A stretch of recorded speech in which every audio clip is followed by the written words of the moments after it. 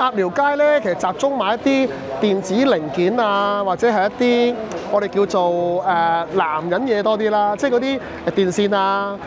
插頭啊、電器嗰啲零部件啊咁樣樣。呢一個區咧或者呢條街咧，其實係亂中有序，因為你望落去好似好雜亂，但係其實你逐間嗰啲鐵皮屋嗰啲鋪頭望咧係好專門店嘅，有一間就淨係賣嗰樣嘢嘅啫。咁啊，同埋佢哋係真係會同你傾偈啊交流，就同你網上面買嘢或者同你喺其他嗰啲連鎖店就好唔同咯，有嗰種城市嘅溫度咯。咁而呢一條街，即係好多人問我點解會係賣呢啲嘢嘅咧？咁因為其實百幾年前呢一度係近住個碼頭，好多嗰啲苦力，主要都係男人。咁如果呢一度咧就集中係比較男性居多，慢慢演變到咧上世紀60、70年代就買啲電子嘢啊，或者買一啲電子遊戲機咧，都係男性嘅天堂啦。慢慢即係呢一個